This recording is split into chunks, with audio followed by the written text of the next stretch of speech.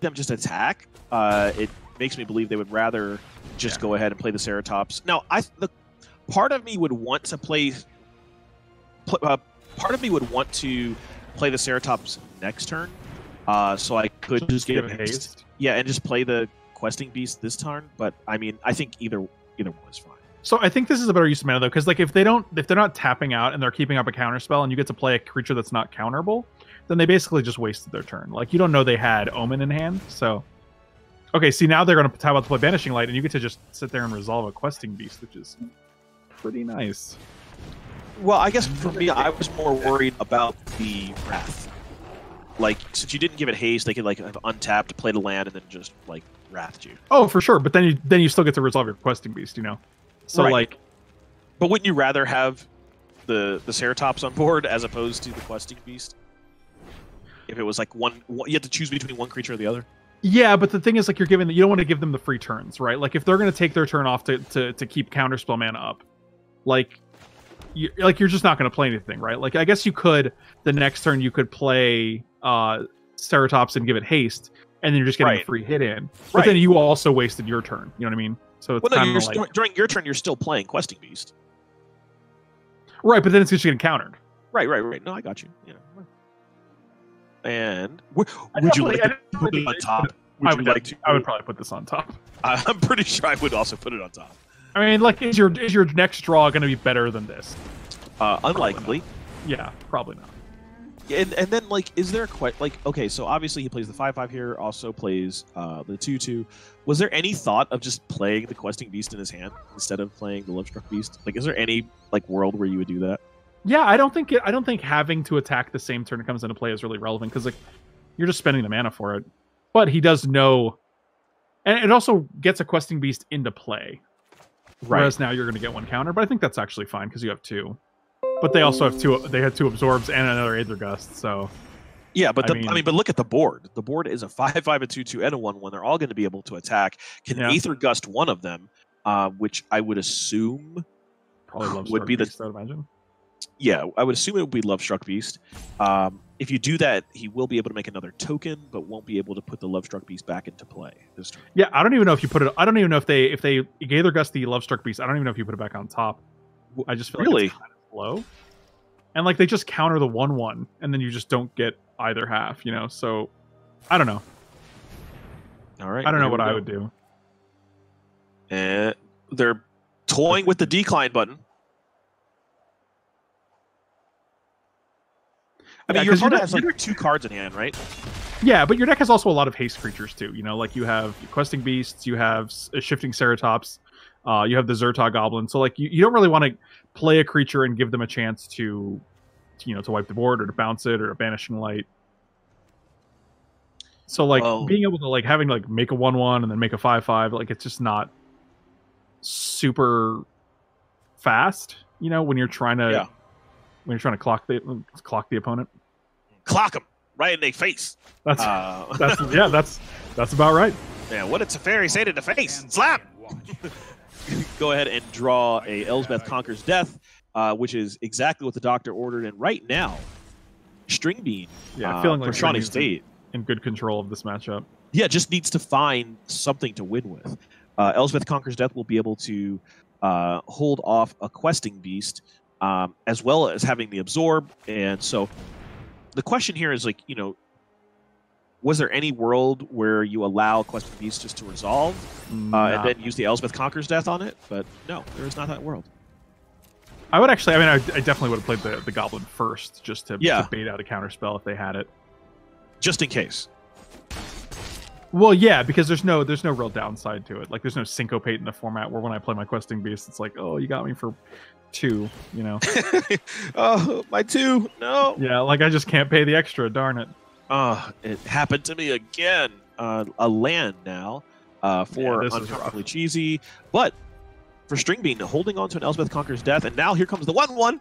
Jump in there, buddy. Yeah, String Bean has Castle Arden Vale. They also have an Omen of the Sea in play that they can scry with. They have Elspeth Conqueror's Death in hand.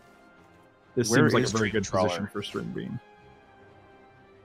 Yeah, another Lovestruck Beast, which is fine, but it's just not going to really impact the board that much. Like, Castle Ardenvale can make blockers for the 1/1. and Elspeth takes care of the 5/5. So yeah, and then they will be able to, with the trigger for Elspeth Conquers Death, the third part of this story, will be able to bring back Teferi and then start drawing more cards, because they can use Teferi to bring back Omen of the Sea, play that again, and just really start to dig through this deck to try to find this Dream Trawler to end this game before there's any hope for Uncomfortably Cheesy to get back into. Yeah, blocking the 2/2s with the 1/1s is interesting. I don't think I would do that. I think you should wait a turn, take 2, and then have 2 1/1s, and then you can just get the one of the 2/2s off the board. It's interesting to just throw away the 1/1s just to prevent. Well, it's not going to matter, because there is a double shatter the sky. The sky is angry, and the god is going to drop some meteors or whatever else is going on in that card. This is probably the end of the game, I would imagine. Yeah. I mean, depending on what Uncomfortably Cheesy draws. Like, the problem is that 0/4 wall doesn't even... Like, if you draw, let's say, Shifting Ceratops and haste it up, like, they still had the 0/4 wall at the time to block, you know? So it's not even like... Like, there's like, multiple levels of defense you have to get through. And the problem now, as well, is for Uncomfortably Cheesy, String Bean can make 1/1s, you go ahead and send it 2 to the face, has another Shatter in hand, draws a land. So now there's a 4/3. This is going to be a perfect target for Elspeth Conquers Death, which could lead into bringing back Teferi, or you could, 2 damage though, right? Yeah. Hey, look. Well, it depends on if it's a spell or ability. Actually, I'm not sure. I think Bone Crusher Giant only affects spells. Yeah, I'm pretty sure it's just Elspeth spells. Conquers Death targets the Bone Crusher. They're not going to take 2. I think that's just... Well, we're going to find out right now. Here comes. Yeah, it's happening. Elspeth Conquers Death. And this is one of the standout cards from this set. 5 mana to be able to get rid of a permanent that is... Oh, what a... little too late. Little too late, Embercleave. Why like this? So, yep, Embercleave is in hand. No friends to play with it. And Elspeth Conquers Death is going to tick up. Oh my god, these land draws more land. Brutal, dude. It really just needs a Banefire here. Banefire for 8. Right. For everybody at home, Banefire was a card that if you not everybody knows, but it was a fireball that if you paid, I think, over 5 or more, yep. Yeah, it was uncounterable. Also, you could actually equip the Embercleave to the Banefire, and that's also probably lethal. I'll cast Banefire, and when it's on the stack, I'm gonna go ahead. Yeah, I'll flash in Embercleave. If I Embercleave my spell and give it doubles. I don't even know what would it be called. Double strike, double spell. Yeah, fork ability. Whatever you want to call it, I'm sure it'll work. Oh, this could actually. Hey now, they have any instants? Is this now? No, he ticked up Teferi, right? Is this just is this just game? Wait, did he just tick down Teferi? What? No, because it's only 8, right? 8. Yeah, only 8. Castle Ardenvale, so they actually take 7. Ooh, that's still a lot, though. That the greed. Wow. Not plussing it means that there is some serious damage coming your way. Yeah, down to 3. They're down to 3. So, that's not nothing. No, it is definitely not nothing. The question now is, so you hit the Elspeth Conquers Death, right? I would just plus Teferi, and then if they go to combat, Shadow the Sky. All right, so good. So I had this exact same situation happen to me when I was playing at the GP, where I had to decide whether I was going to hit an Embercleave or hit the creature. And normally, you just want to hit the creature, and if you have a Wrath behind it, right? You just hit the creature right. Plus Teferi, and then just pass. And if they happen to play anything, you can then decide to use your Wrath. But in this case, is going to have to use the Shatter. Does draw the Miser's Absorb. Is that the 4th Absorb? Yeah, that's ridiculous. Remember that this has already gained 9 life this game from Absorbs, as well as 2 life from the Milk Bath. So would normally be at you'd be dead now. You'd be well dead by now. Yeah, you'd be at like -5 right now. Just 8 more damage, like 3 absorb, 2 from Birth of Meletus. And now, even if you had your Banefire, would be able to absorb it and gain some life just for. It's so funny how that Embercleave attack went. Like the Embercleave attack dealing 8 was great, but it just wasn't enough. Yeah, now you get to play 1, 2, 3, 4, 6, 7, 8. We have to go play Dream Trawler and get to keep up Absorb. Oh God! Yeah, that's. That'll do. Because I'm pretty sure there's could play Ceratops. Oh my God! I was gonna say, this is you called this. So here's the Ceratops. There you go. That's pretty good. Gonna be able to come in and hang out for a minute. He's like, "Ooh, should I absorb it just to gain the life?" I think this is actually very good because now you get to Domri's ambush the Dream Trawler, and if they discard a card, then it gets tapped anyway. Is this game? What is happening right now? Because they get +1/+1 from the Domri's ambush, so it's 6 damage. You can't block. Dream Trawler gets tapped if they discard to give it hexproof. There it is. They don't gain life because it's pro blue. Yep. And now it's a 6. Giving it hate. Wow! What even is happening? Listen, do you know what happened? What? Listen, here's what happened. They misplayed. Remember when I told you there was that opportunity where if they just got rid of the creature instead of the Embercleave, they could have held up that Wrath? But instead, now they had to do this weird sequence of cards where I have no idea how that happened. Because they didn't have that Wrath available. But also if they just didn't attack with the 1/1. Needed to get that 1/1 in there, buddy. Well, yeah, because if you block with the 1/1, at least he has to give it. If you use a trample, you still go to 1. Wow. Because that was exactly lethal. After gaining 100,000 life, right? That's insane. Listen, the red-green deck just won through quad absorb, a milk bath, plus double Elspeth Conquers Death, double Elspeth Conquers Death, bring it back to Fairy, triple shatter the sky. It's like if you're the blue-white deck, you feel real that's bad. all I got. You're like, how do I draw better than that? That's crazy, especially because it's funny because when we were talking about the decks, I was like, this deck has a lot of reach. I think it's it's got a lot of haste creatures. It's got a lot of ways to just get through damage, and that's exactly what we saw. Yeah, and I didn't want to. I also lost the game because I got rid of an Embercleave and not the creature. It's like if you just get rid of the creature, give yourself options because the thing is that they can always have another Ember, right? And it's legendary, so getting rid of that, it's better just get rid of the creature and then just anyway. But we are going to get into our game 2 here shortly. The mulligans are getting decided upon, and now we see Planeswalker. I'm just blown away by that match. I did not expect the red-green deck to actually win. I absolutely did not either. And for the red-green deck, we're going to see the power of 2/2 Satyrs with haste. Milk Bath incoming. Let's go ahead and get a Plains, fix our mana up. There's a Dream Trawler in hand. For the blue-white deck, there is a lot of stuff to like about this hand. Yeah, but I feel like there was a lot of stuff to like about the previous hand too, and that. Well, obviously, we already talked about it. Quad absorb. No bueno. It is no bueno. No bueno. It's no good.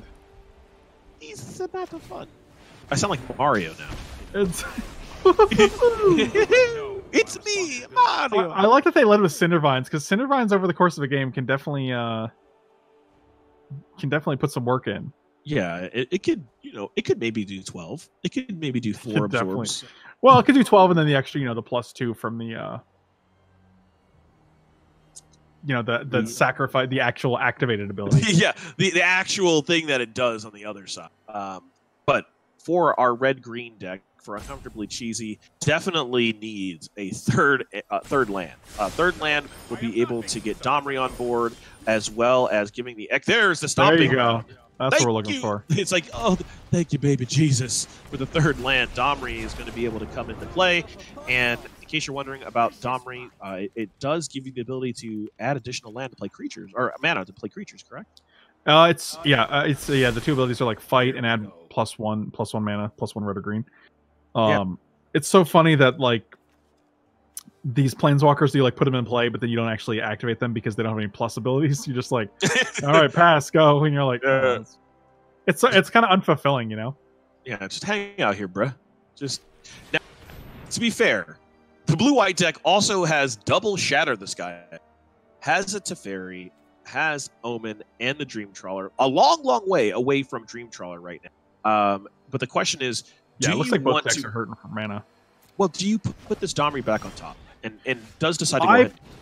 I probably don't. And I was actually going to mention that, you know, this makes Aether Gust more like a hard removal spell sometimes, because sometimes if they just put it on the bottom, like, you've just gotten rid of it. Like, that's it. Yep. You know. But like the fact is they do want lands, they do want mana, and you know, they were like, no, I'd rather have the Domri than you know, try to hit a fourth land here. But let's see, now they're missing land drops here.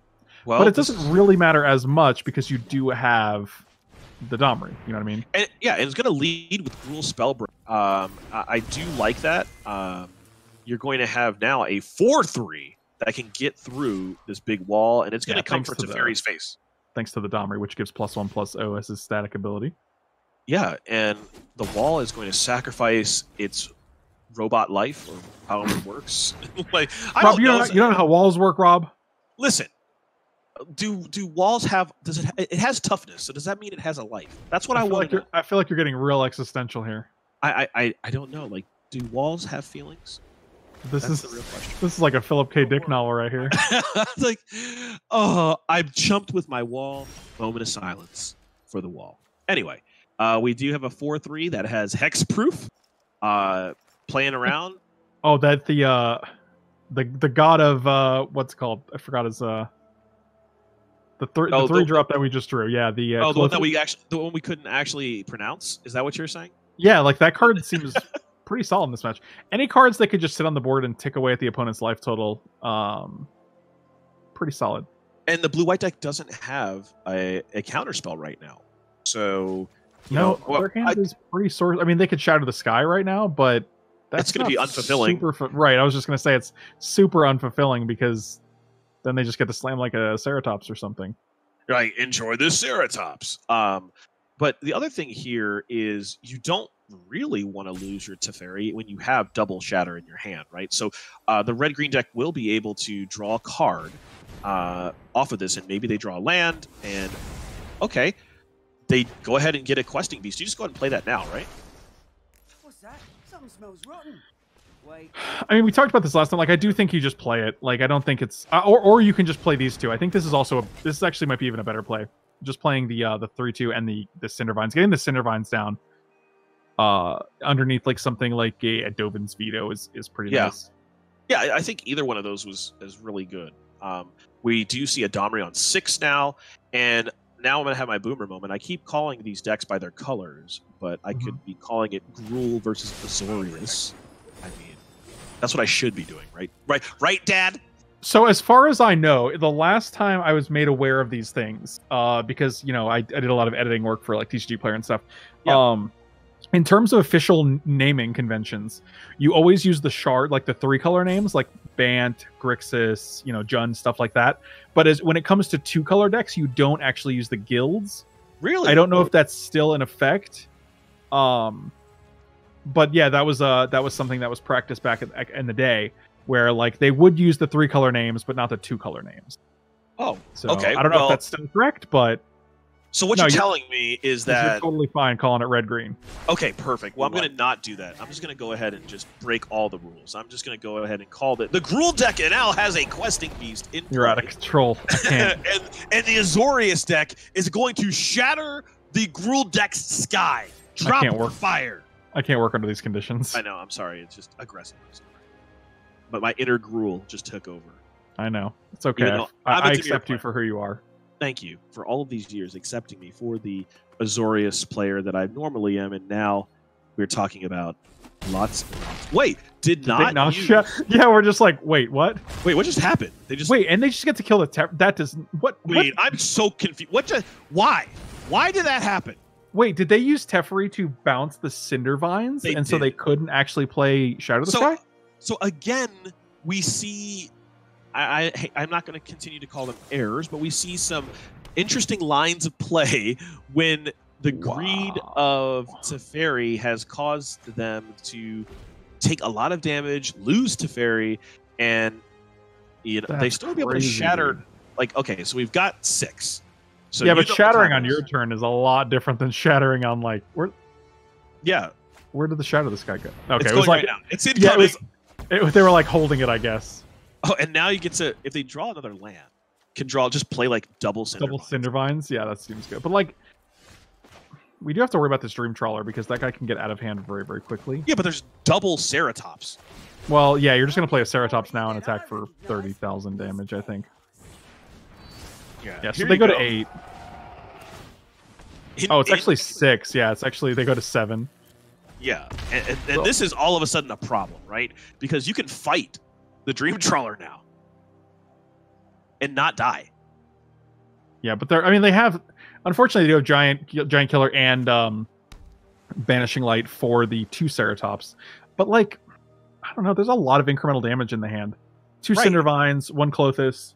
Well, I mean, if they decide to get rid of the Ceratops and you play like, let's see, you could play, if you drew a land, you could play Clothis plus Cindervines, and I think that's just it, right? Like, because then if they do play Dream Trawler in response, you can untap and just play Ceratops attack and they die. I mean, Clothis deals 2 damage a turn. Like that's Yeah, so I mean, that's like Not not a nothing. little bit. Yeah. right.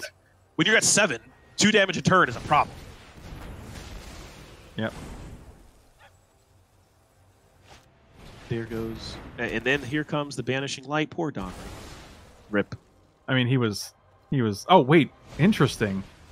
See, I was assuming they'd use banishing line on their turn to get rid of the Ceratops, and then if they played another Ceratops, they would use the giant killer for that.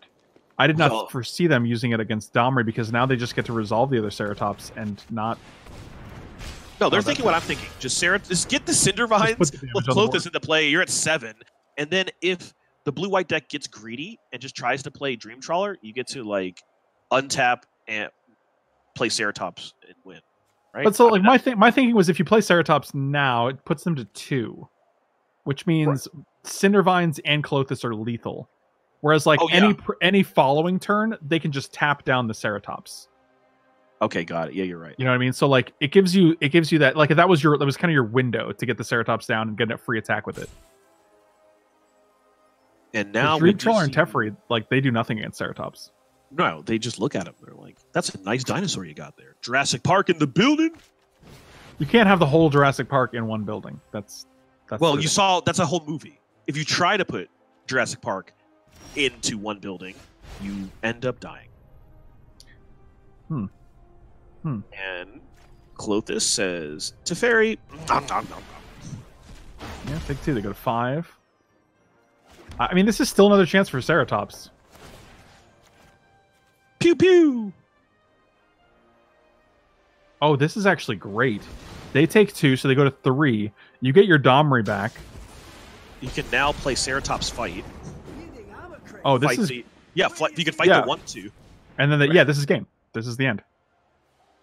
Well, because Giant Killer costs more than 1 white. To It costs tap. 2 to tap. Yeah, Yeah, 1 that's and what a I white. thought. Yeah. Yeah, now so you they can just fight the Giant Killer and then they attack for 6 that can't be blocked because of the get privilege. out of here. That's bonkers, dude.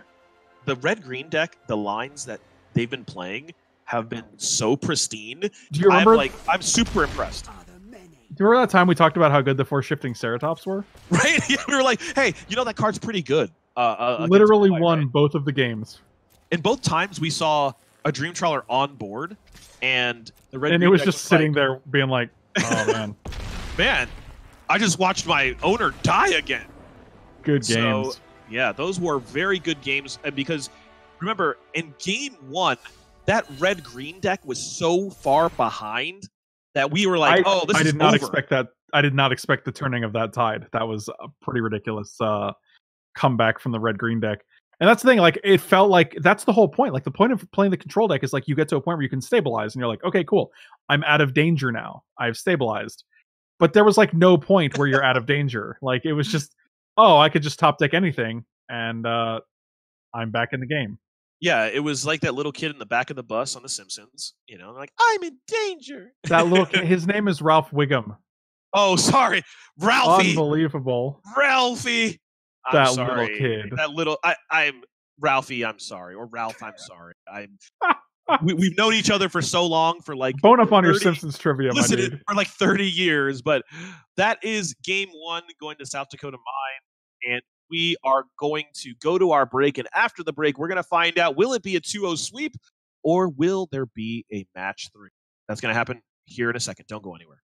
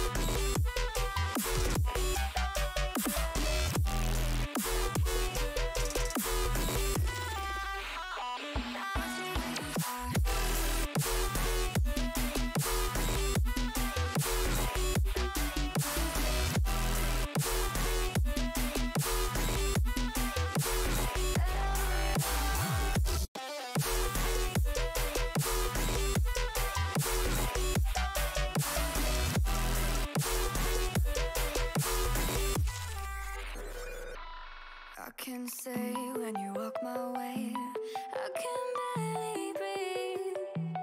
Worlds collide, but it always seems that I cannot be saved.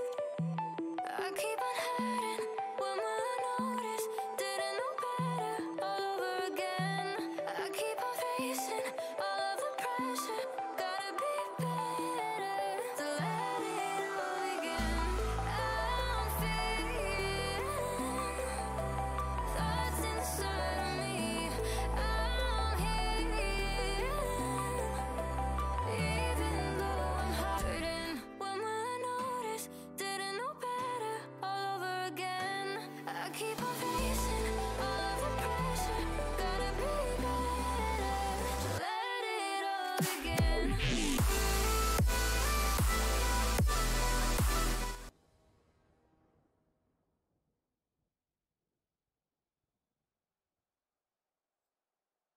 All right, we are now into our game, or excuse me, match 2, where we have the South Dakota Mines versus Shawnee State, and the South Dakota Mines are up 1-0. We've got Frank coming back, and this hand for red-green, all the pelts must be collected. Well, somebody's got to catch them, I guess. Gotta catch 'em Unfortunately, all. these guys do not they do not scale well with one another. And Turns out they don't play nice when there's 3 of them. I mean, if you go turn 1 Pelt Collector, turn 2 Pelt Collectors, then turn 3 Gruul Spellbreaker, it's not terrible. That could be completely legit, actually. Yeah, they're only 2/2, so then most other creatures will give them another buff. So, well, let's look at what's going on for Pentawatt, and we do see everything that you want in this deck: Innkeeper, and then we've got the mana, all the colors are there, and have the adventures to play with. no Lucky Clover though. Yeah, I don't have it all at all, but Can't get too greedy, I guess. well, Still pretty good. You could still play Lovestruck Beast. You could also not plus your Teferi and just end up dying. What? Listen, man. It's some PTSD, I'm sure. I know. Oh man, we're gonna get full value out of this borrower. Petty theft incoming. Gonna be able to bounce and draw a card, and you, just like you said, looking at triple Pelt Collector, and then gonna try to get everything bounced up here. Yeah, 1 Spellbreaker makes them 2/2s. The second Spellbreaker makes them 3/3s. So that's all. A lot of 3/3s on the board. Plus, like the Lovestruck Beast makes them 4/4s. So. Ugh. All right, here we go. Third land, going to go ahead and take 2 damage here. Lovestruck Beast into block will be able to draw a card here, and still looking for a Clover possibly. Second Lovestruck Beast is nice. Ooh. Looking for what? What did you say? Lucky Clover. Okay. What did you think I said? I said like a Clover Blossom, and I was like, that doesn't sound like a card at all. We're going to be looking for Clover Blossom, a card that doesn't exist. Clearly, leaks. Spoilers, Rob. I know, God. Haven't you had enough trouble leaking cards there, Rob? Oh, man. Sorry. Too soon. Oh, man, we're getting in there. Jeez. Hey, you talked about this. You said... Well, we discard rule. We guess, yeah, like that's it's a trade. You just trade with the 2/2, but then they still take 4. And you drew 2 cards. Oh, And- they didn't... Wow. Oh, they blocked a Pellet Collector. That's exactly what you love to see, right? You're like, okay, keep my card draw around. Still have to find a way around this 5/5. Have their own Lovestruck Beast in hand, as well as Domri's Ambush, but a little bit light on the lands here. So it's not very often when you're like, man, I really could use like 5 or 6 land. Yeah, as a red-green player, but as this a is one of red-green those aggro times. deck, yeah. And for the one more land would be great because it lets you play your Pellet Collector and then also a 3-drop. Well, going to get a stomp down here, and now a Lovestruck Beast is going to make a 1/1. And oh man, we're talking about how in the second Gallia, that would be nice because then you can have to sacrifice one of them due to being legendary. Yeah, it seems like I wish that card wasn't legendary. I mean, then it would be probably really good. I feel like here I would almost just Pellet Collector and then Domri's Ambush the in-wall edge wall innkeeper. That's what I meant clearly. Yeah, this is fine too. Yeah, they still have to find a way around this 5/5 eventually. There's so many adventures in the adventure zone. I guess look at all these. Is that what it's called, the adventure zone? I don't think so. No, I think it's just. I don't know. It sounds more fun. It sounds more fun. Like that's like when you go to like Chuck E. Cheese. Yeah, that's the adventure zone. You play the adventure zone. You're You McDonald's. guys going to Celebration Station? That's the adventure zone. You'll find all kinds of adventures in there. But, get in the zone, adventure zone. You know, the AutoZone people are going to definitely sue us now. Yeah, that's copywritten, buddy. Coming. Yeah, Frank Lepore, you will never do a CSL cast ever again. Dare you use the AutoZone music? This is a monetized stream, you know. Can you imagine getting like that one piece of the cast like it's muted out because it sounds too much like AutoZone is like you'll hear from our lawyers. He's a cease and desist. Anyway, for our red-green players still stuck on 3, we'll need to try to get something in because these 5/5s will start attacking. These Lovestruck Beasts have someone to be Lovestruck with. And well, it's funny because both these decks are playing Bone Crusher Giants and Lovestruck Beasts, but I feel like the Japsu version is just the Pentoa version is just using them more efficiently.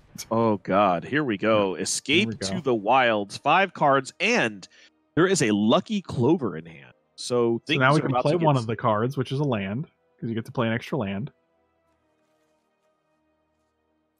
And this is what you were talking about. Here's the land, and then next turn, with that Lucky Clover, everything suddenly gets crazy. Well, unfortunately, all the cards, all the adventures that they have right now are already gone. Yeah, they're just creatures now. So no. Remember, these are the cards off of the escape, right? Or these are the cards off the escape. They go to the same zone. They go to the adventure zone. That's confusing. It really is confusing because so there's a Brazen Borrower and a Bone Crusher, right? A Bone Crusher, and then the other cards available to you. Sounded like you said a Brone Crusher, which is like the bro version of the Bone Crusher Giant. It's his cousin from Santa Monica, Brone Crusher. What up, Brone? What up, Brone? We're gonna crush some bros today. Anyway, that's exactly how it was. Yeah, you weren't there. You wouldn't know. Yeah, you wouldn't know. Pictures or it didn't happen. Another Lucky Clover. Yeah, this triggers all of her adventures 3 times, which is a lot. Hey, Beanstalk. Yeah, I heard you like lands. Well, here we put some lands in your land, so you can find 3 lands when you go find some lands. So yeah, I heard you like lands, bro. Would be good to have lands on lands. God. And they come into play untapped. Yeah, because why not? Lest you forget. And now, because there's not really that much pressure coming from the Gruul deck. I would probably just play the other Escape the Wilds. That's what I'm saying. Yeah, you can just play Escape for the like whatever. Give me 5 new ones. Yeah, and then next turn you just have all the mana in the world. 1, 2, 3, 4, 5, 6, 7, 8, 9, 10. You have 10 mana. Like With double Clover. Yeah, that's pretty good. So even if the Gruul deck, what is thinking. Well, yeah, even if the Gruul deck draws a 4th land, the craziest thing they can do is play a beast, which is blocked by your beast. And now, as you can see, a 3rd Lucky Clover. Well, the craziest thing they could do is probably Embercleave on the Lovestruck Beast, but they don't have a 2. They don't have a 1/1. So like, right, they can't even attack with 6/6. Yeah, so it's like whatever. Worst thing you can do is play a. You could play either one of your beasts, but one of them has haste and one of them is a 4/4 that has Death Touch. So you can pretty much guess which one would be played. There's also some world where you could play Spellbreaker, but I mean I don't but you can't attack with your Lovestruck Beast still, so that doesn't help. No, I feel like Japsu is just way far behind right now. Well, and it's going to get really bad next turn because he's going to lose his entire board to Petty Theft. Because Petty Theft is going to be upheaval for just his board. Oh, yeah, just like 3 permanents. Yeah, for sure. You're just like, oh, have you played this card in Limited that says it's for 6 mana, you get to bounce 3 permanents? Yeah. This is going to just be 2 mana. Well, it was going to be able to bounce 3 permanents. Now it can only bounce 2. But 2 is fine. Because you can bounce 2 of them. Actually, you can just almost fireball everything. You can pay 2, bounce 2 of them, and then you can stomp the Ceratops into the ground. Yeah, this is not good. Pentawatt far ahead here. Yeah, the problem is that like none of these, you just can't, because of the 4. Jeez, it's the really 4 abilities from any adventure card. Like it's just you can't. How do you catch up with that? You can't. Like it's just this game is just over. Like this right. deals 8 damage. 2 mana, 8 damage. We'll do 4 here, I guess. We'll do 2 here, I guess. And then we'll do 2 to your Lovestruck Beast. And then we can play another Stomp and fireball the Lovestruck Beast completely down, you know. Yeah. This is silly. It's something, all right. It's a thing. Yeah, it's a thing. I mean, this game is... This is not like last game where like you could play like a shifting Ceratops and just break through a bunch of damage. Like these guys don't care about your... They don't care about your can't be blocked by creatures 2 or less. They don't care about your pro blue. They don't care about you. The Great Henge is gaining you 2 life a turn as well. So it's not like... There's just like all these different metrics where this deck is excelling right now. And it's making 1/1s just for the giggles. Well, because you make 4 of them, so... I know, exactly. I guess. 4 1/1s for 1 green is, you know, it's a good rate. Is that a decent card? 1 green for 4 1/1s? I think I'd play that. On the bright side, those 1/1s can't block Questing Beast, so... Well, you know what? You know. Clearly, they should have conceded. Yeah, might as well. Right. I mean, why even play then? Why even play if your 1/1s can't block? Yeah, it's weird that Japsu conceded there because, you know, what does he do against a Questing Beast that can't be blocked by 1/1s? Yeah, what will he do? He'll just have to play 1 spell that does 8 damage. We'll find out next time. Yeah, next time on Game 2 of Japsu versus Pentawatt. We're going to have that for you here shortly. But again, South Dakota Mines are up 1-0 over Shawnee State University, and they are trying to get back in this and force a match 3. But right now, our Game 1 was all, and I mean well into the tank for Teamer. Remember, got to use the official wording here. I appreciate that. I appreciate that as someone who has to keep track of stuff like that in other people's works. Well, I remember when it first came out, and they were like, "Here are the names of these things," and people are like, "Oh, why would you change Magic? How dare? How would I ever remember I'm going to call it Bug and Rug still." And I was like, yeah. All right, well, that's weird. You do you, boo. Call it Rug and Bug, but no. We are definitely in Teamer land. It's Teamer Town now, my dudes. It's Teamer Town, otherwise known as Adventure Land. Yeah, welcome to Teamer Town. Welcome to Adventureland, where all we do is have fun. Draw 10 cards. That happened also that game. So yeah, that's true. Like double escape is definitely just straight up 10 cards. Yeah, and it was what's funny is they didn't even need to use all 10, but used like 4 of them, but had like double and triple trigger on it. So I'll play escape, draw 5, and then I'll play my Beanstalk Giant to put 3 lands into play, and you're like untapped. Yeah, and then that's I'll a play reasonable another course Lucky of action. Clover. Yeah, it was all good there. Well, for one of the players anyway. Well, I mean, if you're the Gruul player, right? You're like, okay, I got mana screwed, and then things went as bad as they possibly can. So we're just going to forget that even happened. We'll just go to the next game and just hopefully have a more aggressive start to be able to get through all that stuff. So we are now going to go into game 2. It is the South Dakota Mines and against Shawnee State University, and our Gruul deck is not up a game. It's our Teamer deck up 1-0 in our match.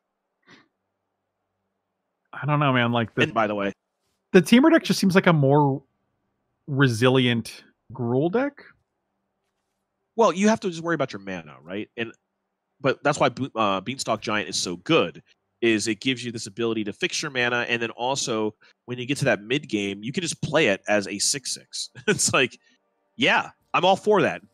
You ramp yourself into a 6/6 all in one card. It's very versatile. Like, you have all these adventure cards that are just good spells, but then they're also good creatures on the back end too. So, and gonna start off with an Innkeeper. Wait. Yeah. And the 2/2, and we talked about this. Did you confuse yourself? Yeah, I did get confused for a second. I was like, wait, did the Teamer deck go first? No. But here's the deal. What we're looking at is a little bit more aggro start from our Gruul deck, but the problem is has 3 4-drops in hand and does not have a third land. Right. We have a 3-drop as well, but I mean, unless like we draw a land, like it's gonna be bad times. Yeah, and that's no good because a stomp is going to be incoming. I would assume that the stomp would hit, the satyr so that you don't draw cards and all. Yeah, it's just a better creature. Like the Zertog Goblin's just a generic 2/2 on board. Right, and now we're going to get a Beanstalk that's going to help ramp us. Yep. Look, miraculous, and get an incubation. Ah, another Bone Crusher Giant. Yeah, exactly what I'm looking for. Seems good. It's all right. Well, at least you have a third land now, so that you can maybe get this 4th land and start playing these 4/4s. That's 5 damage. It's not nothing. Yeah, I mean, it is definitely not just like whatever. You're at 9 life for pen, so things could get ugly in a hurry if you don't. But the fact that like every time you cast in a creature with adventure, like you get to draw a card, is just so good. Yeah. Like, next time they can go escape, play 2 lands, and then just, still keep Brazen Borrower up. Like, well, here comes the 3. Assume that we're going to see I can't fathom that you would just take 1,000% trade here. Yeah. 1,000%. Not only is it 100%, so it's going to guarantee to happen, but it is guaranteed to the 10th power, or not 10th power. That's the kind of guarantee I'm going to give you here. That's not what I mean. This Bone Crusher Giant's not going to win you the game, but like you will lose the game if you go to 6, possibly. Right? Like, I mean, like going to 6 is just such a risk. Whereas like you're going to have so many cards that it's like that one Bone Crusher Giant just doesn't matter. Right, of course. And then we are going to be tap and have Petty Theft available, just everything that you could want right now, but you just have to not die. Playing Lovestruck Beast here is interesting because there's so few 1/1s in his deck. Like, I think the only 1-drop is what, like literally Pelt Collector? So like this is just literally a 5/5 wall right now, unless you draw another Lovestruck Beast that can put a 1/1 into play, Here I would have actually just escaped and played 2 lands, to be honest. Like I don't know if that's greedy, but like they have a creature that they can't attack with, and we have Edgewall Innkeeper. Like, I don't know. Maybe they hit another land and go questing beast like they have, but I think at that point you can probably go to 5. Maybe. Yeah, but I mean, you don't have any risk here, right? Like if you do this line, you already have Innkeeper. It's on. You're just trying to turn the corner here and not die on the way there. So you know, Yeah, that's fair. why That's risk it, fair. right? See, yeah, that's fair. I don't disagree with that. And I'm gonna go ahead and bring that Ceratops, and was hoping to get the trade with the Bone Crushers, but that Bone Crusher, so that when you do, it'll maybe stick. No, just no attack. Well, they couldn't give it haste. And now Innkeeper is starting to our teamer deck. More 1/1s for you, and also Yeah, and still gets to keep raising borrower up. Like, I mean, well, that's pretty good. I don't think it does anything here though. Yeah, I was gonna say, what do you? I mean, you can ambush. They can just bounce whatever you target to, or like your guy in response. I guess not if they. No. Yeah, you do it on your blue creature for that reason. Like, but like it still trades right now. I guess you could do it on Bone Crusher. Yeah, you do. Just knock out the Bone Crusher and just get it out of the way. Oh, this is weird. What? No, I guess it's like, I mean, that's still fine. Like, it's not because they're not fighting. Don't forget, Domri's ambush doesn't fight; it just deals the damage, which is interesting. Okay.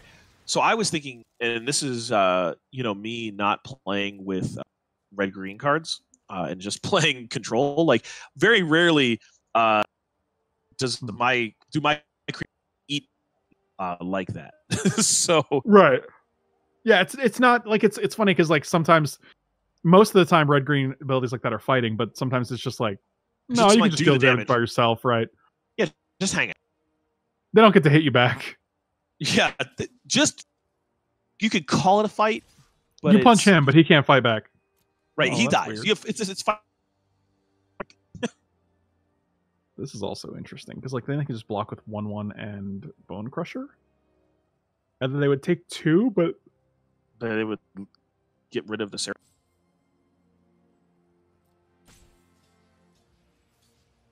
All right.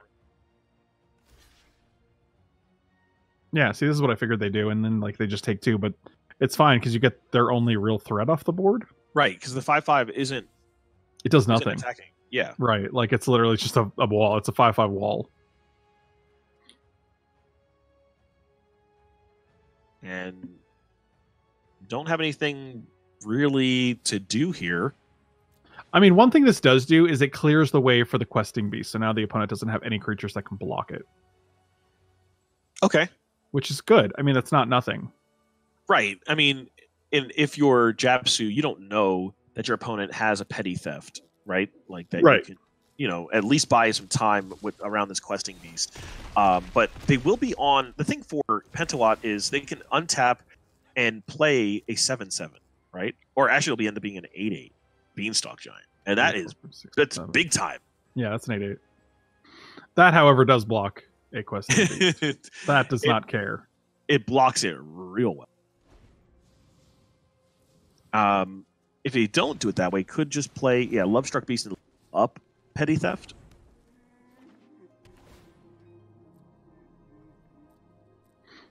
But you have to remember, Pentawatt's at 7, so you have to be careful. You just don't want to be in a situation where you're about to turn the corner and you died because you miscalculated or you got a little bit too frisky. You'd rather just say, okay, how do I slow this down? Make sure that all the plays are correct and that I get to the other side of this game at more than 1. Yeah, and I also feel like one of the bigger bottlenecks for Japsu this game has been mana. Like, he just doesn't have enough lands to do all the things he wants to do. Like, if you had 6 lands and you were able to play like 4-drop and 2-drop this turn, like, like maybe you can make an argument for attacking. Yeah, here it's just like, here's a Ceratops. It's going to be on the board, and that's all we got. Yeah, and you're like, all right, your turn. Yeah, right. Yep, here we go. Here's the 3/1. Now it's time to get a little bit aggressive, and that's what I like. I like seeing Pentawatt put Japsu on a clock. Yeah, because now it's like, well, I'm not just going to hold this Brazen Bar forever. I can actually do stuff with it, so I'll just start attacking with it. Right. I mean, after this, they'll be able to give the Ceratops reach. Yeah. Get the 3 while you can get it while the getting's good. Awkwardly enough, this mountain does not let you cast Questing Beast and give reach. Romp, romp. It's 3 more damage for you. Awkward basics. I hate them. Yeah, do you attack? Or do you just hold back? Well, what is it going to do? Attack into a 9/9 just for fun? Yeah, you could just trade with the Beanstalk. I mean, they probably just trade with Lovestruck Beast at that point. Yeah, because well, it's 5/5 is just worse than a 9/9. Oh god, it's a problem now because so not only did you see the Petty Theft bring back Questing Beast, but Fae of Wishes is now in play, and that is going to be a problem. Oh god, a 9/9 with life. Oh lord, oh lord. Yeah, that's 10/10. Lifelink, trample. And if you decide to make your something indestructible, I don't think you can do that in your deck. But and Pentawatt goes to 2-0. Here come the blocks. Help me! Help me! Oh man, they're just gonna bounce the Lovestruck Beast here? No, they're just gonna trade. Okay, that's fine. I mean, I would have definitely bounced one of the Lovestruck. I mean, I definitely would have bounced one too. Yeah, I want to save my 10/10. Yeah. They're like, nah, I'm good. Yeah, I don't and need then you also trample over for like another 5. Like, that's crazy. And then next turn have an 11/11. No big deal. Whatevs. I don't know, Rob. That seems like a big deal. It seems like I would have done that. But I'm gonna have to agree with you, Rob. Disagree with you, Rob. I'm gonna have to disagree with you. I think it was definitely a mistake to not attack for $1 million. And that's what's known as quite the big deal, in fact. It's quite a big deal to have a 10/10 lifelinker with trample, as it turns out. It was a 6, 7, 8, 9, 10. This is exactly lethal. Oh man, that was great. That was I like this Team Adventure deck a lot. Yeah, the deck is really interesting because, like you talked about before, it has a lot of reach. It can be just a plain out just aggro deck, but then when the boards become a little stalemated, you can hold back. Right, they can hold back and then just draw into, and they have this lots engine. Of things. Yeah, and then right, sometimes you have like Escape to the Wilds. There's like 3 cards in the deck that really push you over the top. It's Escape to the Wilds, Edgewall Innkeeper, and Lucky Clover, which just they make your growth so like it just compounds. Like we're okay now. I'll do this twice, or I'll play this card that already has 2 cards on it, like a Lovestruck Beast. And then it'll draw me a card, right? So like you're getting like almost 3 cards out of every 1 card you play, which is kind of crazy. Yeah, it's not fair, is what we call that. Yeah, like a Bone Crusher Drown becomes either like a shock, a 4/3, and drawing a card, or a shock, and a 4/3. Yeah, like it's weird that it turns your cards into like 3-for-1s almost. Yeah, it's we talked about whenever you have that ability to draw like 5 cards.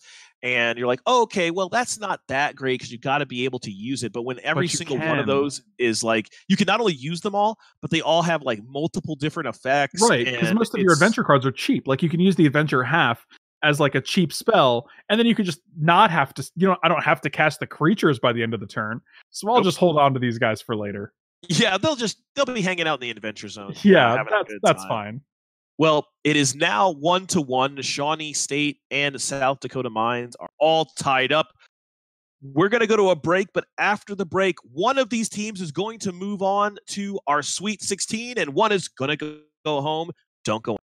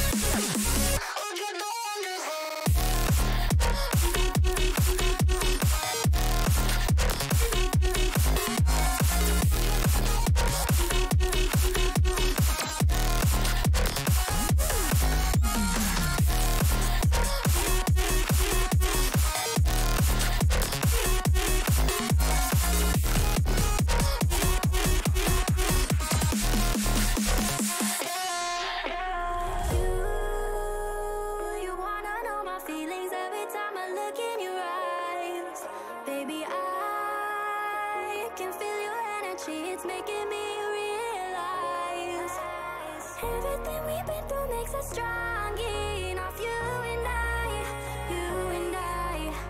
Everything we've been through makes us strong enough. You and I.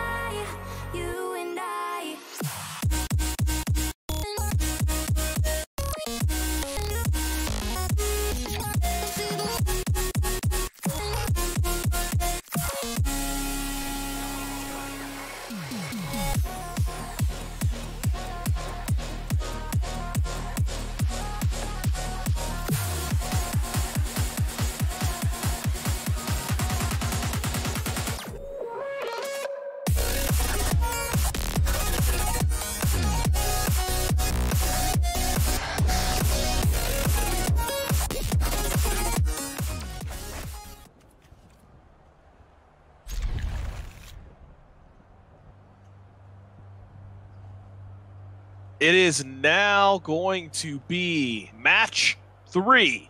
This is everything.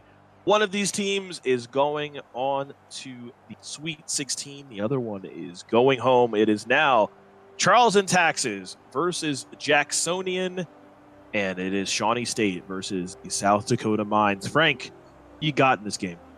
Charles and Taxes is playing the same Teamer Adventure list that we just saw, and Jacksonian is playing that interesting Bant list. I like this deck a lot. Well, the Bant list has Wrath in it, though, right? So it can actually fight against these boards that go silly. Yeah, it does have 3 Shadow the Sky, which does get rid of, well, everything, I guess. It shatters the sky. Yeah, that's. I mean, I was like, yeah. I mean, and then the problem is, like, they do get to draw a card because most of their creatures do have 4 more power, like Lovestruck Beast or Bone Crusher Giant. But you know, Shadow the Sky is a necessary evil, so to speak, because yeah. You know, drawing a card usually does not it does not recoup the loss that you're feeling in terms of tempo. The loss you're feeling. Well, also Jacksonian has Knight of Autumn main deck, which deals with Lucky Clover, which is very, very nice. Yeah, you're like, Clover, this Knight would prefer that to go in the trash. But you get to Grow Spiral here, which is great, and then you get to put a Hollowed Fountain into play.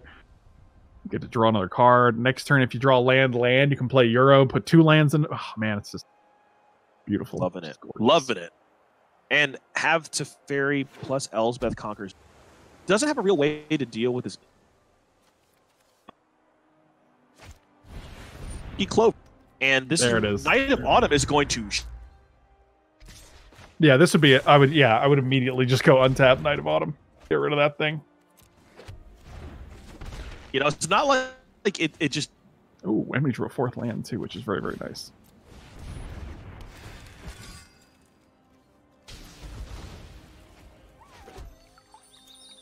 Now, I was going to say, do you go ahead and search, and it will happen.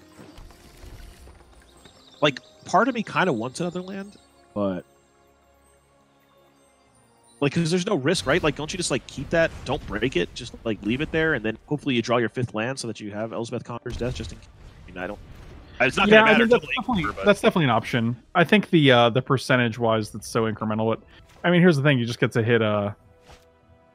You just get to hit a 5-drop when you don't actually have the 5th land, so... Yeah.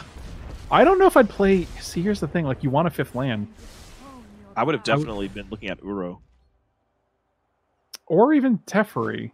Yeah, but you play Teferi and then bounce a 1/1 and hope to draw a land. It's embarrassing. It is embarrassing. Teferi to a 1/1, you know. How do you go back to Planeswalker School or Adventureland when that happens? Planeswalker School. You know, there is the Planeswalker. I mean, you still can't cast. You still can't cast Cavalier, but you can cast Elspeth. Yeah. And then if you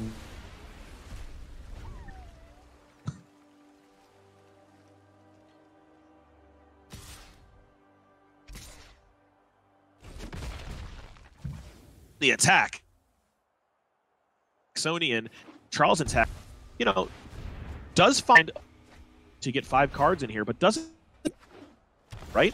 Like it's not like there's a bunch or anything. So gonna have to play a little bit fair Magic. Yeah, this is more of a back and forth. Like there's nothing actually super broken in Charles's hand.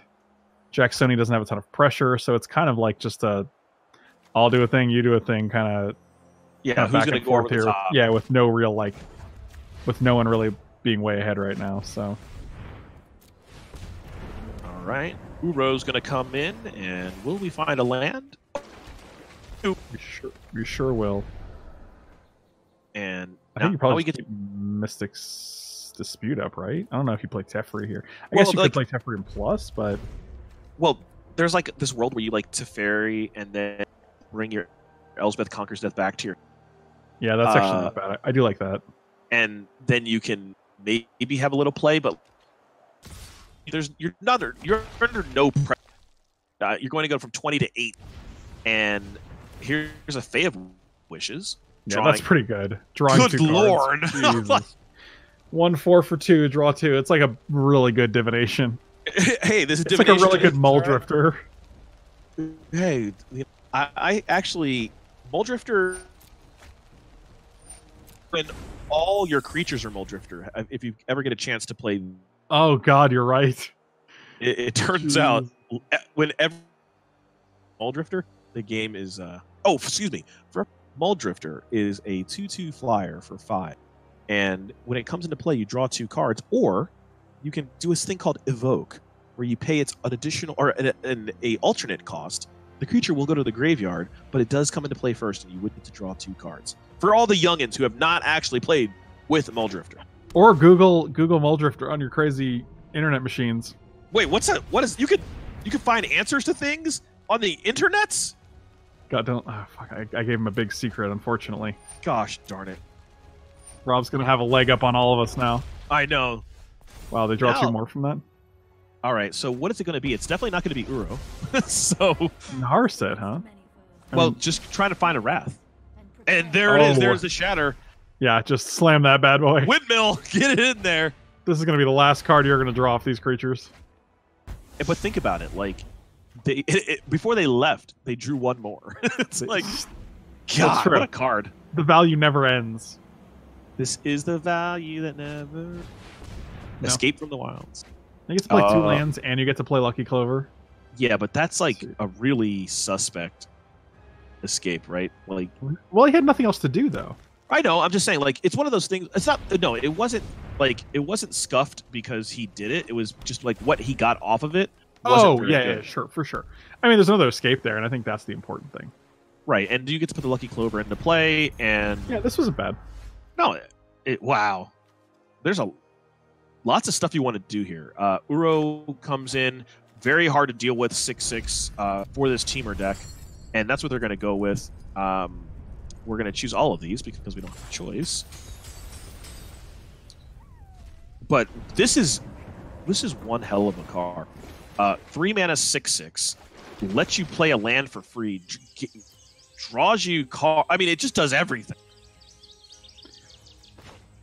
It's really good. I played it in Pioneer last weekend, and it was very, very good there too. I played it in a whole other format. Game 3. I mean, like, I played against a red deck, and I was just like, the gaining 3 was so relevant. Like, gaining 3 every single turn. Oh, the drawing the card, that was just like incremental. It was like, I guess it's aight. It was very good. Let's say this. Every aspect of that card was very good. You're like, I loved everything about it. It was all wonderful. Now, is Uro like the granddaddy Mull Drifter?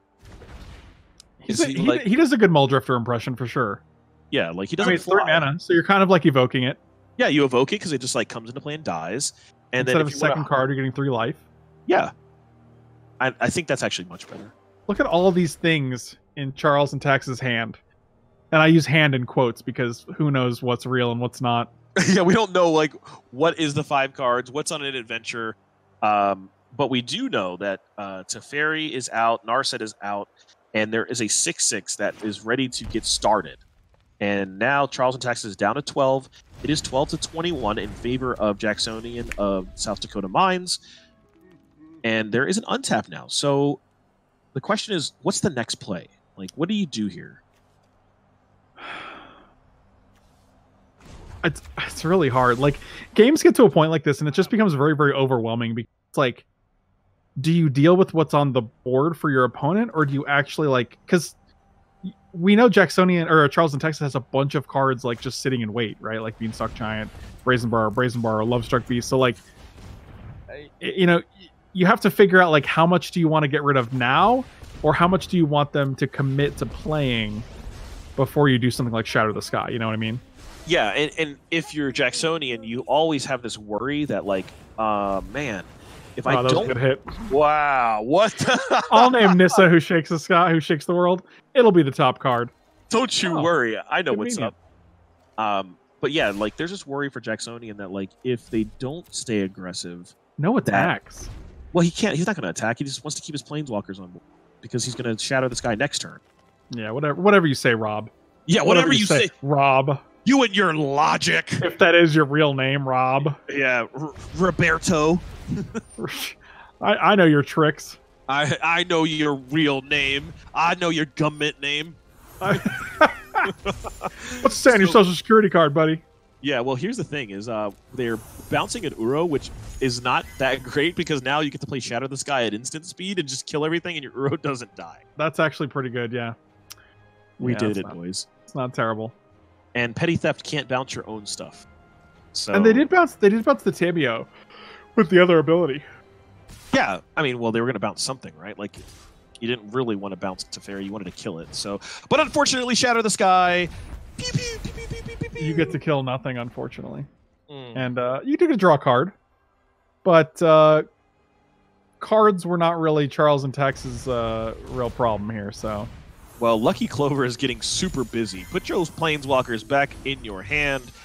Upheaval looks like it. Not even upheaval. I don't even know what bounces all non-land permanents. Cyclonic Rift. Cyclonic Rift. Yeah, it's like Cyclonic Rift has resolved except for Lucky Clover, and now we're going to start putting a bunch of lands into play. Things are happening.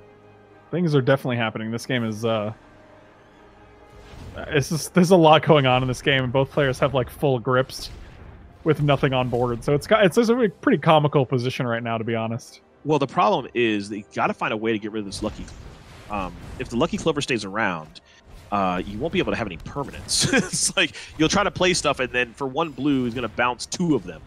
Do you know how much a Great Henge costs when you have an 11/11 Beanstalk Giant or a 13/13 Beanstalk Giant? I think it costs 2. That's correct. It costs Yes! a mere 2 mana. A mere 2 mana for silliness. Yeah, that card's also great. Well, Jacksonian doesn't feel as good as he felt previously because it's like, how do I deal with a 13/13? How does this work? This is a real I can't hold all these cards in my hand situation. Well, the first step will be let's try to make a bunch of mana. Okay, here we go. We're just gonna play this and then double all our things. Right, and So 1, 2, 3, we've got 5 mana left over after this. 6, 7 mana, 8, 9 if you untap a guy. So, it's a good amount. And bringing in Cavalier. I mean, there's a world where you can like play Teferi, bounce the 13/13 back. Well, Also, the nice thing about this deck is both Cavalier and Tamio are great at getting getting cards in the graveyard for like the escape of your Euro. Yeah, you can untap a land, and still play Teferi and bounce the 13/13. So no, this is good. Unfortunately, what's going to happen next turn is that they're going to replay the 13/13. Which is okay, because you have another Teferi. Yeah, but you're going to need a more permanent answer for this guy, I think. Nah, we're just gonna next turn. If we get to live, we get to untap and then play Krasis for bajillion. And that's an actual that's a math term. Bajillion. A bajillion that's crazy. Well, I mean, you are a mathematician, so I don't. You already knew that. I can't compete with that. Right, and I have called a bajillion a real thing, so that's what's going to be on deck if Nissa. That's somehow crazy. I never thought I'd experience this. I never thought I would be experiencing new numbers tonight. Like I bet you never thought that you would be able to see a bajillion. Hashtag blessed. Hashtag blessed. Bless up, DJ Khaled. Another one. I almost feel like I done played myself, but I didn't. Instead, played yourself.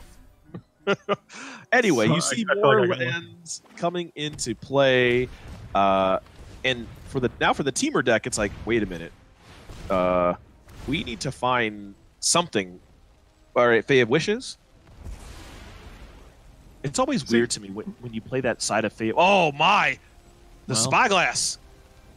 So this is funny. Like games like this, when they get to this point, I kind of check out because I'm just like, you know, the thing you're thinking as these players, like you're just like, how do I get damage through? And really, like, I don't see an avenue right now. There's really no clear avenue right now to how to get damage through. Right? You just got to keep amassing things on the board and like attacking into things and clearing the way until you get to a point where you're like, okay, cool. Now I have like one creature, you have two creatures, and I can just start attacking. You know, whatever. But like, it's just so it gets very not only complex but just like crowded. You know what I mean? Well, yeah. There's a lot of stuff to do, and you, of course, you know, don't want to be in a game where you thought you were at parity and make a mistake and then it all goes down the drain. Right, exactly. Right. Right? Because like you feel like, hey, you don't have an advantage, I don't have an advantage. The last thing I want to do is get lax and give you an advantage. Yeah, and still, like, on the table is untap and play Krasis for, you know, a billion? a bajillion, not a billion or trillion. Oh, you're right. My God, I learned this new word. Right, Jesus. I swear, like, you would think that I taught you better. But anyway, you would think that, but you didn't. But that'll teach you. What did the Sorcerer Spyglass name? I didn't see, but I'm going to assume that's Nissa since she's not glowing. No, I am not making this up. So Temple Garden will come into play untapped, and now will we see? Well, we'll find out what a bajillion really is as a number. These planeswalkers are so ridiculous too, because like, you can name something with Sorcerer Spyglass and both of them still have static abilities. Yeah, exactly. You're like Spyglass. Cool. It's still going to do everything it wanted to do. I still can't cast things at instant speed, and I still get to tap all my lands for 2. Oh, and I guess I'll just play Shatter the Sky right now. Enjoy yourself.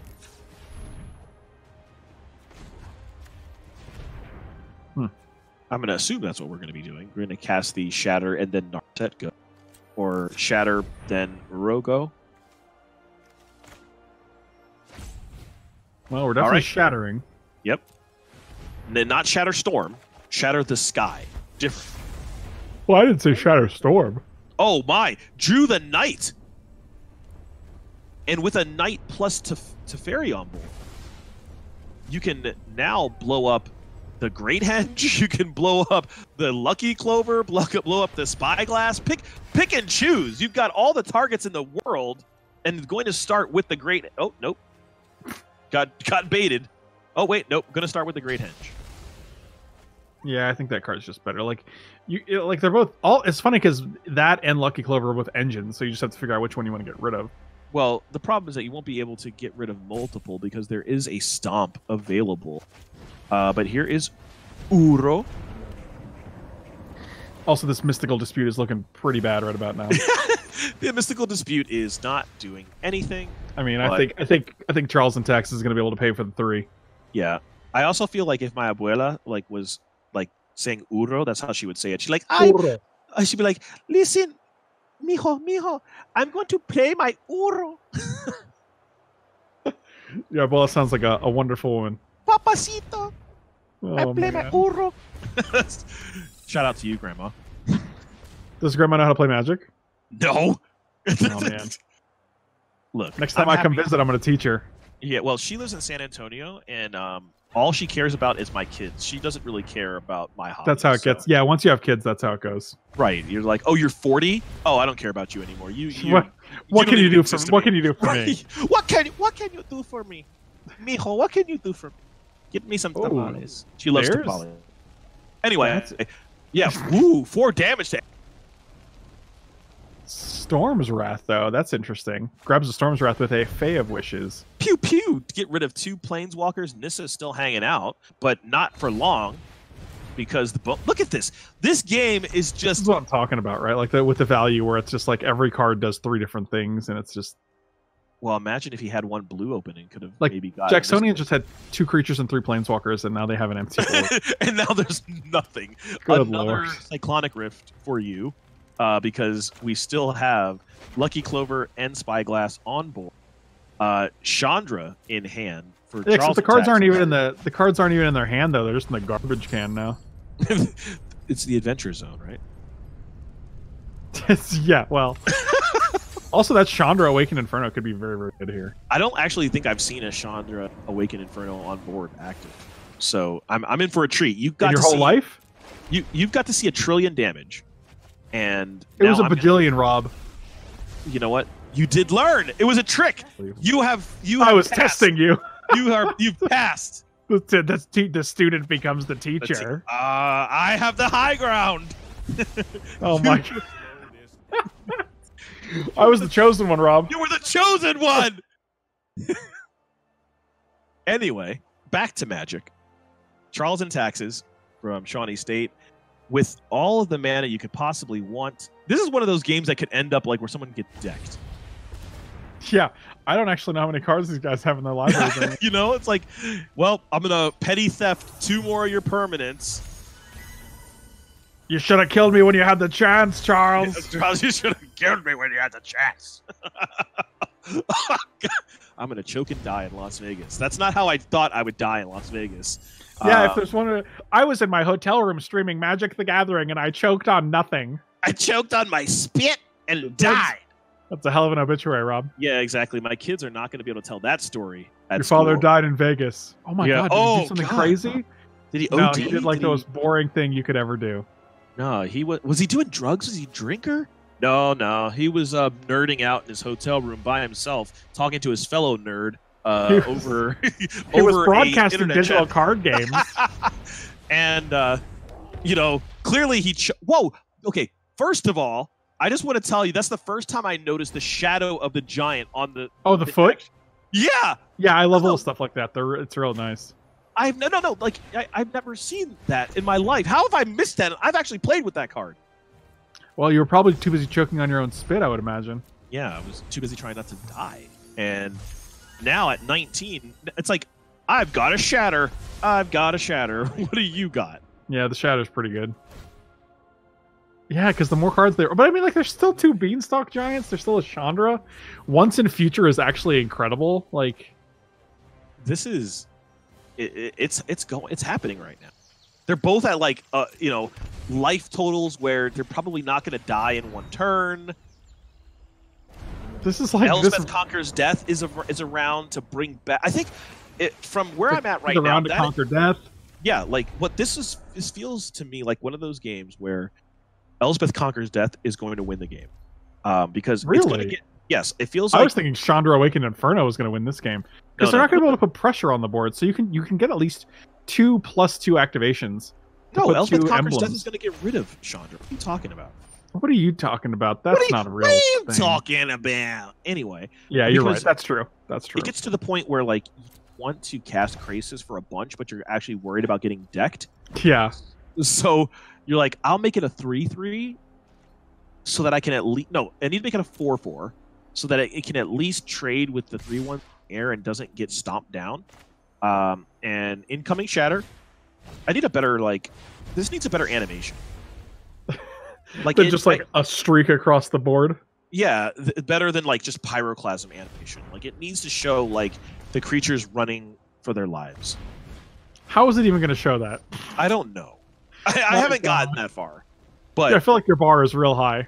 Listen, I have really exquisite taste when it comes to animations. Playing these Fae of Wishes for their for just like playing Granted for two sideboard cards is very good. It makes me feel. Remember those? He's like, I'm gonna finally use this Mystic Dispute. Ha ha! That'll teach you. Though. Maybe he misclicks and just doesn't pay. Yeah, I don't think so.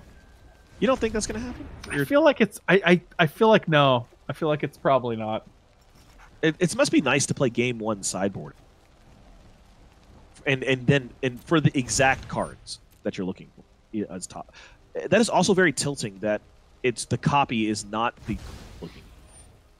Oh boy! I noticed that too. I was like, oh, you have the sweet alternate art for the card, but then when the copy goes on the stack, it's just the regular version, and I was like, oh, that's not. Yeah, thanks, Mark Rosewater. Thanks, Mark. It's unbelievable. Unbelievable. Thanks a lot, Obama. Yeah. What is this Bush League stuff, Mr. Rosewater? And for everyone at home, Bush League is a something you say when something is not of very good quality. It comes from baseball. Yeah, that's correct.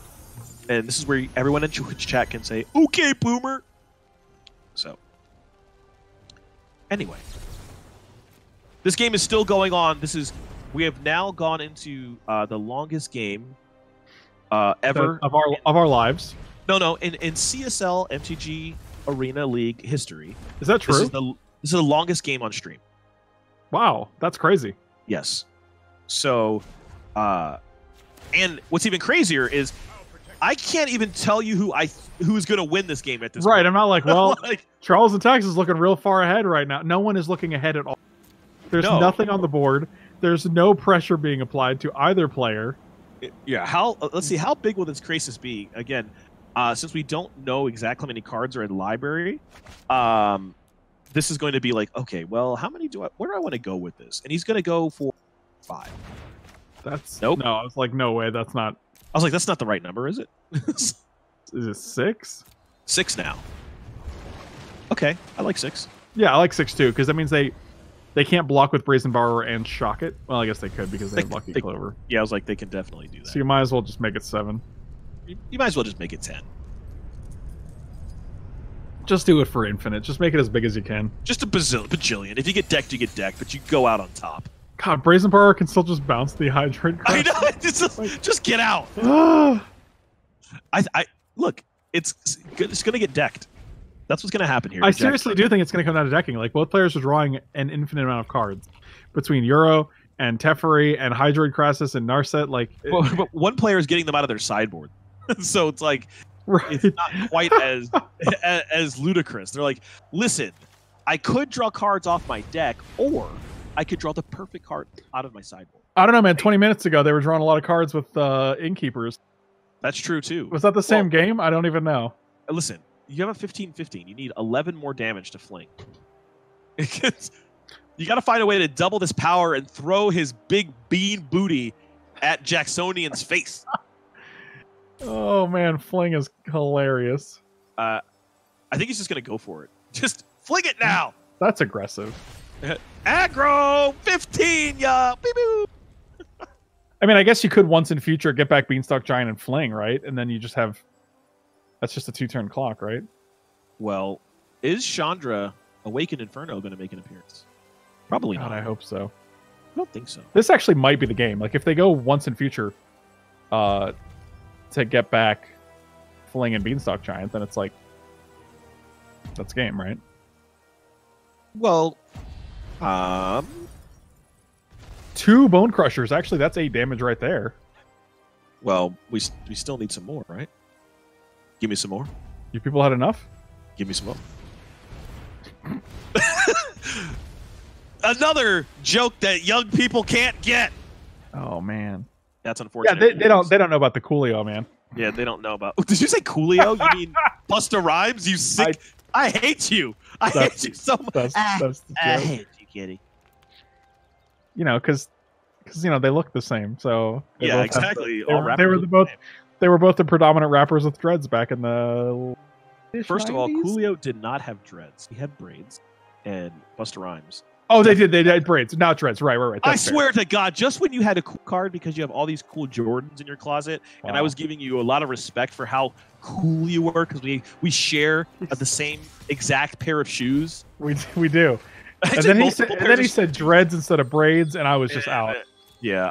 I canceled our entire friendship. I actually canceled the whole stream. Just turned it off. He's at 14. Sorry, Shawnee State. Can someone tell me why he did not get Fling and Beanstalk Giant and just try to go for it? Yeah. What was he worried? He was worried about. I don't know, man. I don't know what he was worried about, actually. Should have killed me when he had the chance, Charles. Should have killed me when he had the chance, Charles. It's all Mark Rosewater's fault anyway. So this is a lot of Hydroid Crassus. Crassus is, I think it's Crassi. A lot of Hydroid Crassus. What are they? You almost said croissant. This is a lot of Hydroid croissants as well. This is a lot of Hydroid croissant. I think it's pronounced croissant. Croissants. Yeah, Hydroid croissants. from the French. It's from the French. Yes, it is French for flying lizard beast. Yeah, I mean, I didn't know that. That's a loose translation for sure. Right. You know, when you're trying to impress your French girlfriend, you're like, hey, did you know how to say flying lizard beast in French? And you're going to be like, and then she's like, I am croissant. completely unimpressed. Yeah, she's like, well, I dang. don't know. How do you say it? You're like, croissants.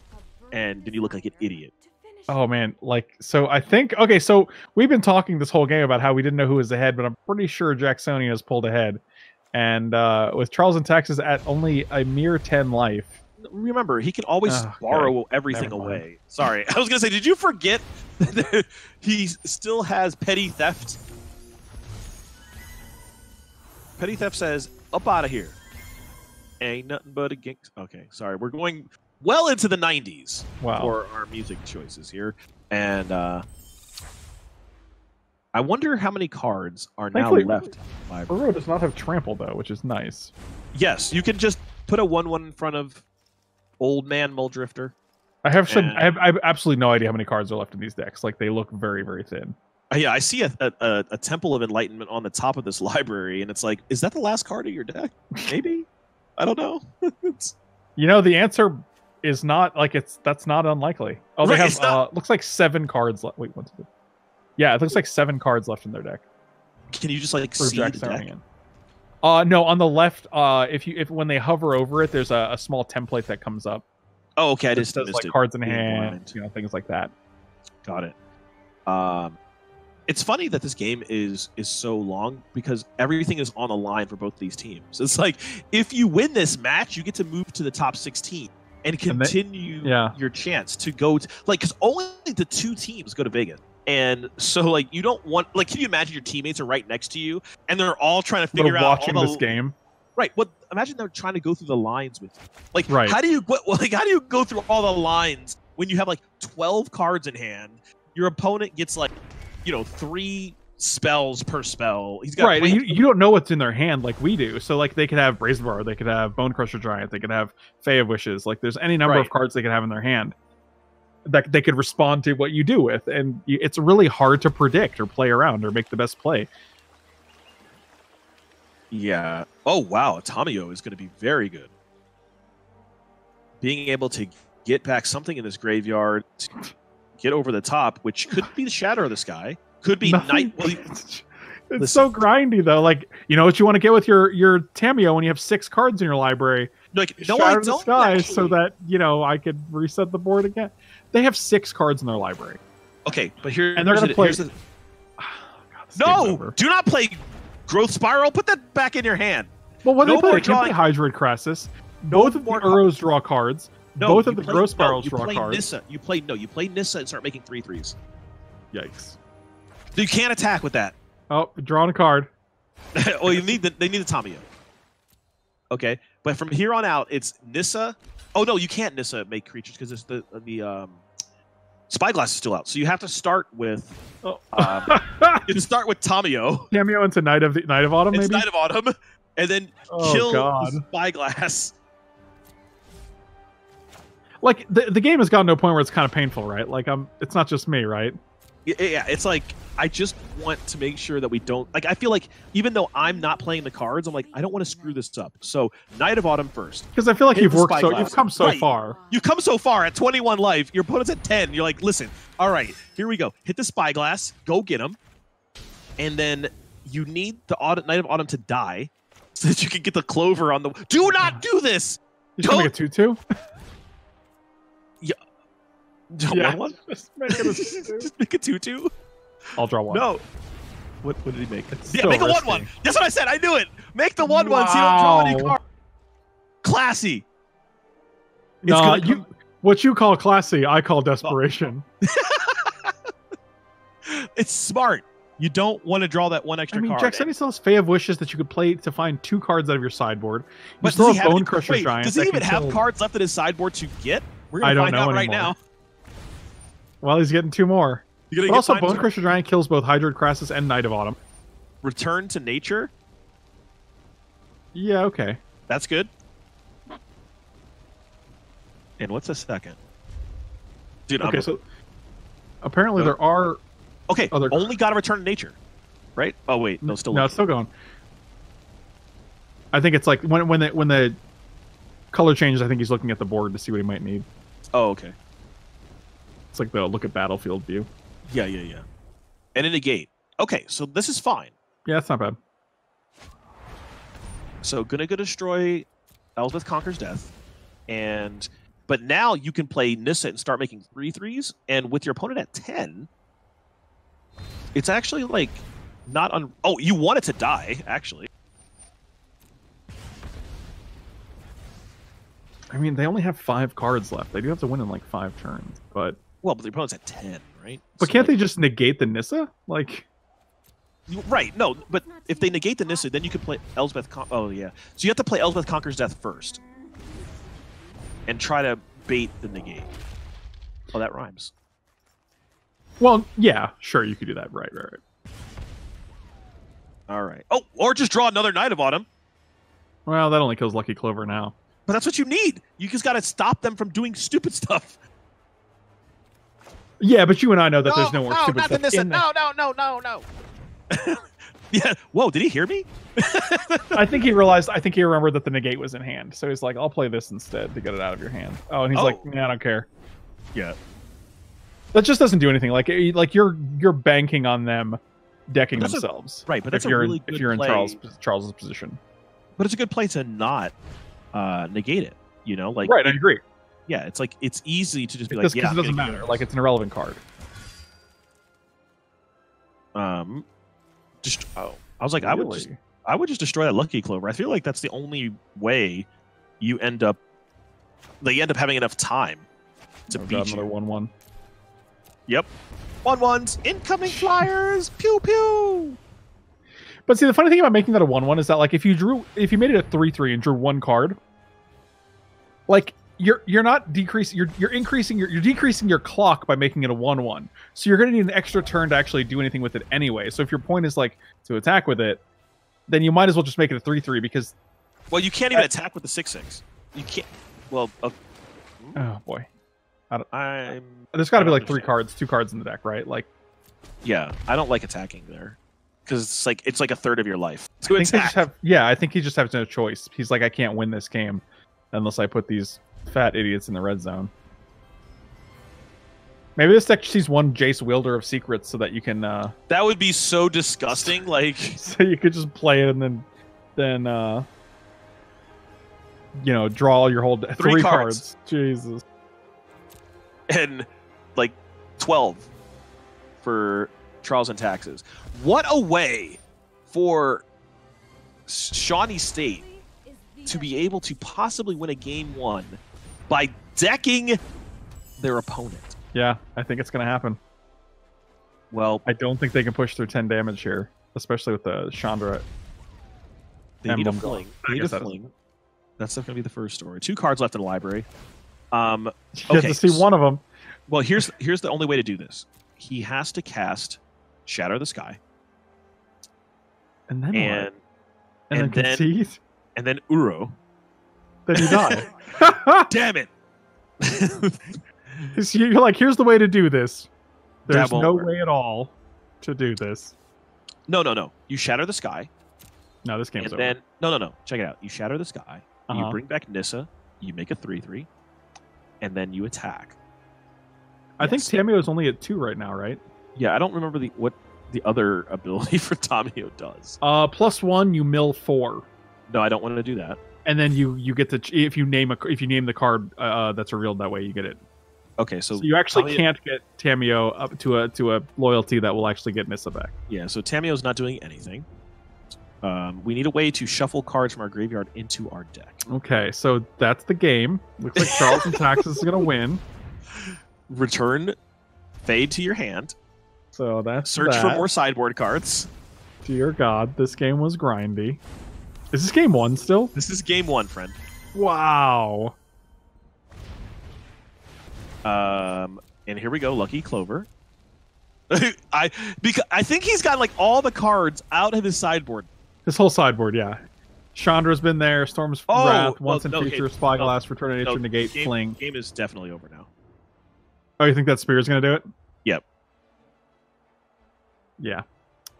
We're because just going now through motions now. Yeah, because now you can just equip your 4 and it just sit it as a blocker, and you have an extra 5 life to play with. Well, the bottom card of Charles's library, or Jacksonian's library, is a Temple Garden, so he virtually has 1 card that could make any sort of difference. Oh, this is great too, because now they just kill the Uro and gain 6.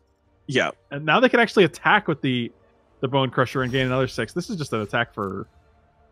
Yeah, this is. Oh boy. Oh, they didn't attack there. That's fascinating. Yeah, I mean, there's nothing going on here. Like, what card would you like to return before you immediately concede? Tamio to bring back another card of my graveyard. Right? I mean, it has to be Tamio, right? Because it gives you two outers. 2 outers? What does that mean? What are you saying right now? So, when you started the game, when you started this turn, you're like, well, you didn't really have a 2 outer. Like, I was like, if you go like runner, and I was like, well, Tamio was like the first piece of it, and then but you're getting the same things back with either Tamio or with Elspeth, right? Yeah, so it doesn't matter. So it's just the trick. decking. It didn't even get decked. Conceded before. Yeah, he didn't decked. even. Well, I mean, thankfully, I think everyone watching appreciates that rather than they're like, we just watched a. Don't play one more turn, my dude. Game. Just concede. Yeah, like who needs to have a deck? Deck is Charles, having a deck is overrated. It's not like you need a deck to play Magic. Charles in Texas obviously submitting immediately because his sideboard is just meant to be gotten with Fae of Wishes, so that's just a nice perk. Yeah, he's like, I got 14 cards out of my sideboard and played them game 1. That's cheating. Judge! Judge! Mulligan on the side of Jacksonian. Charles in Taxes. Also a mulligan. Which deck do you think mulligan's better? That's a good question. I feel like it would probably be Charles in Taxes. Reason being that you need more lands in your actual hand for cards like Uro and Growth Spiral, but you also have more expensive cards. Like all of your Planeswalkers cost at least 3 or 4 or 5. Whereas like the Charles in Texas deck has a bunch of smaller things that you want to play that can really kind of snowball, like Lucky Charm or Edgewell Innkeeper, that can help you find later cards that lands. So yeah.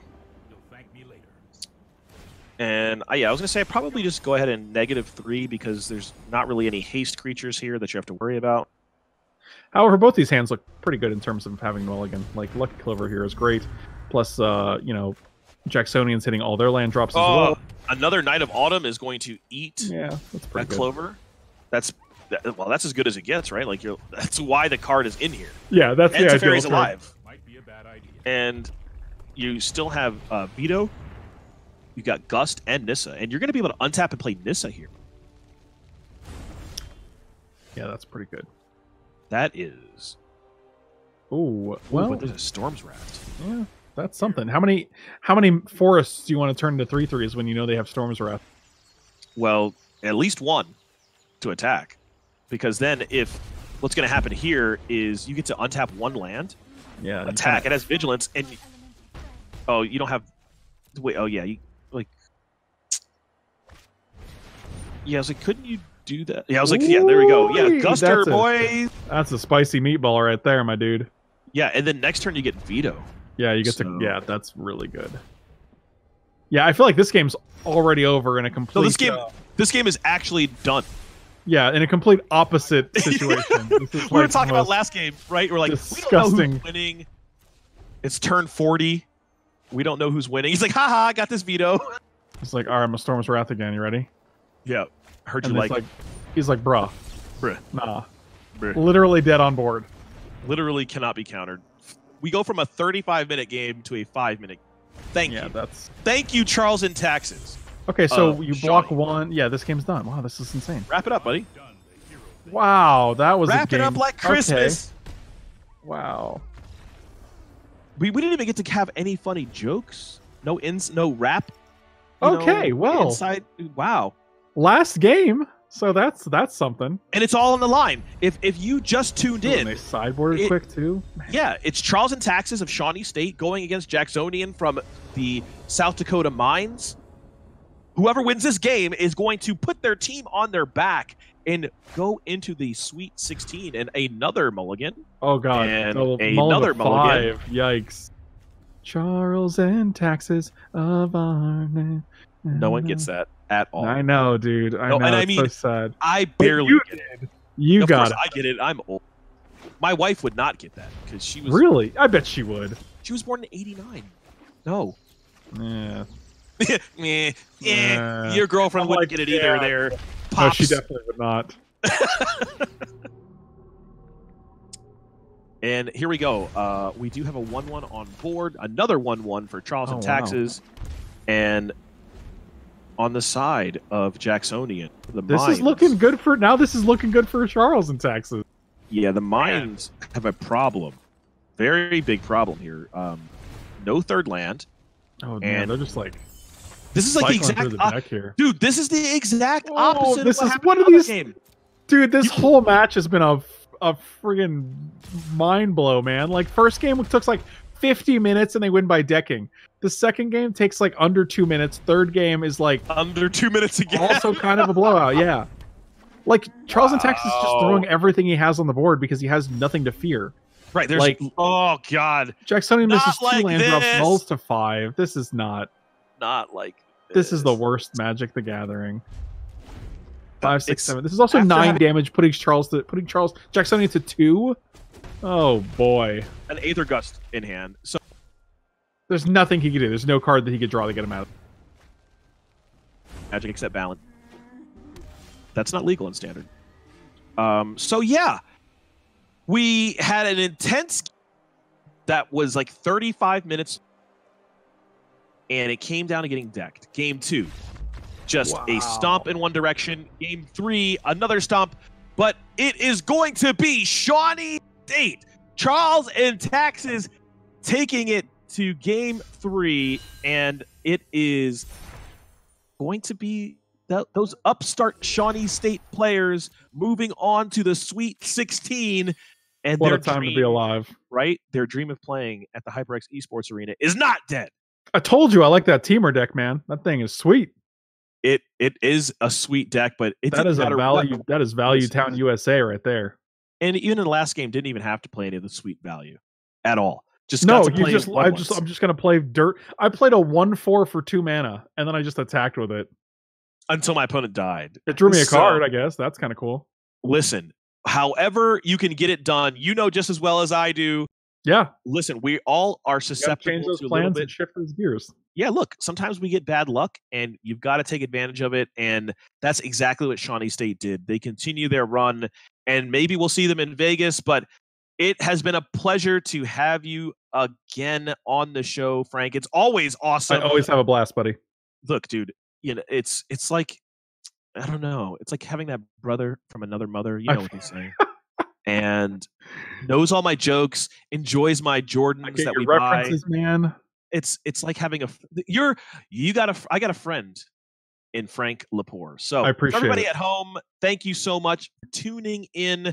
This is the playoffs, and next week we are going to go into our Sweet 16, where we're going to find out who's going to move on to our Elite 8 and then maybe into the Final 4. So I've been your host, Rob AJG. It's been Frank Lepore. We will see you next week.